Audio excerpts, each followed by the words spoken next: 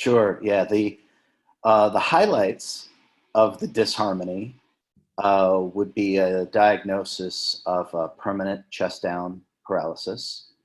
And the sprinkling of other issues was diagnosed with type 1 diabetes, hypothyroidism, Hashimoto's autoimmune disease, sepsis, pancreatitis, thyroiditis, and something called autonomic dysreflexia, which is not quite that common, but it is common for paraplegics and quadriplegics who have an injury above T6. And the major focus of my injury was T7 and T8. And autonomic dysreflexia essentially is your autonomic system, which is what regulates breathing, body temperature, heart rate, pulse, things like that.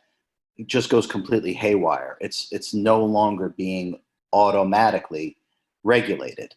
And so it's life-threatening. A lot of paraplegics and quadriplegics end up dying from complications of autonomic dysreflexia, things like stroke, aneurysm. You can go into a coma.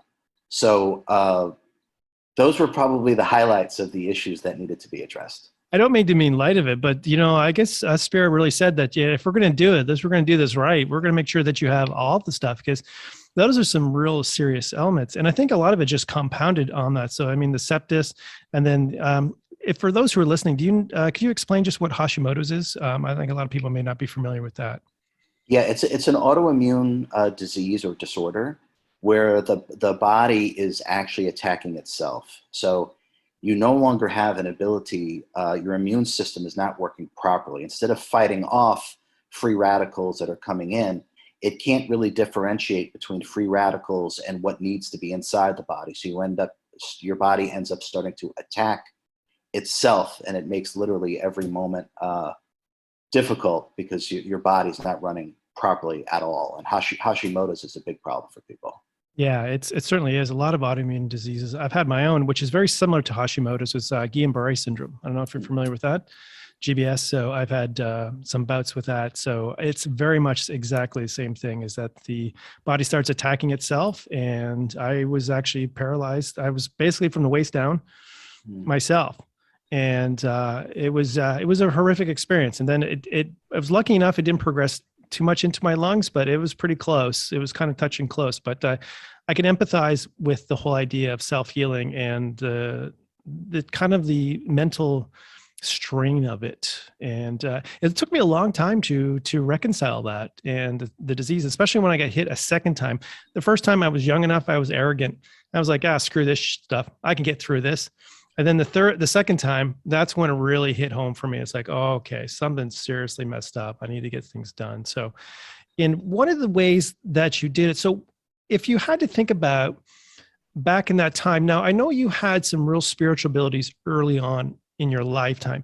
Was it that kind of the precipice that gave you the kind of the little nudge to kind of, let's say, hey, I can do this. I can heal myself.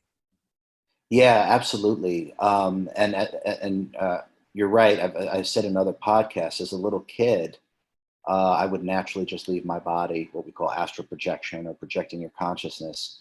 I certainly wasn't being taught any of these things as a child. I would just naturally do them. And consciousness exploration, which is what we call it now, was something that I was just doing naturally. I came into this incarnation just doing that. As well as a little kid, I literally used to say, if I ever get sick, I'll just heal myself, which is a very bizarre, it's a bizarre thing to say.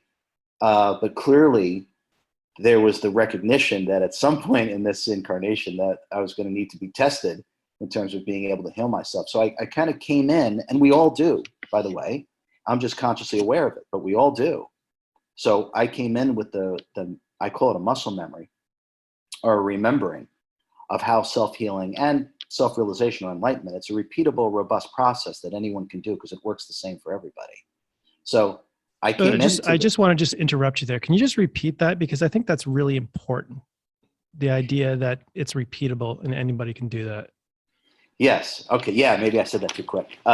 So I just thought it was very golden. It was like one of those golden nuggets. And I think, you have to understand this. This is really important. Sorry to interrupt you.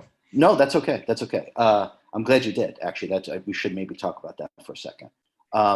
Self healing and self realization and enlightenment, from my perspective, they're the same thing. Okay, self healing and self realization are related to one another. There's a synergistic relationship between those two things. I would not say they're the same thing. They're in the same ballpark. I would say self-healing on a profound level, and maybe I might be an example of that, is an element of self-mastery, which is complete dominion over body, mind, and our body of energy. And to be able to put a completely destroyed body back together is an element of self-mastery.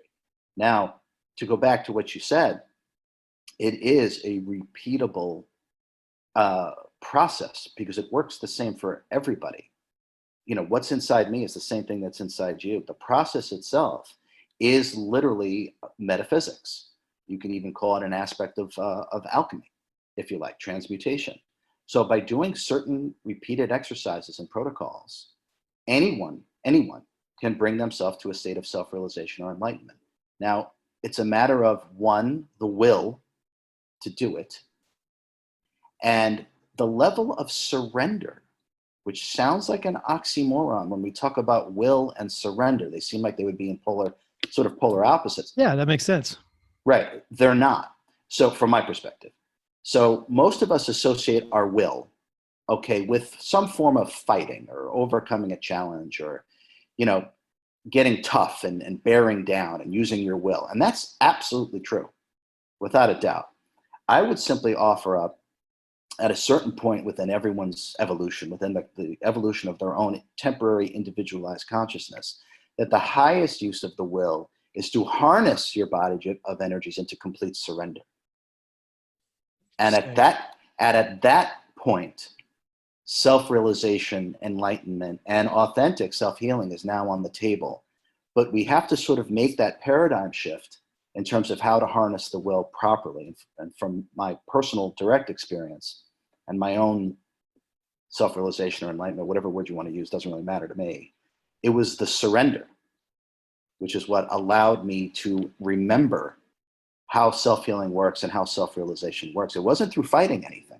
I literally had to surrender to what was going on in totality, which is actually the harnessing of your will, your complete energies, to come completely to the present moment and not let your energies flare up in a defense mode, which is what the ego mind identity does. It's constantly in a constant battle. So from my perspective, self-realization and enlightenment is a repeatable process.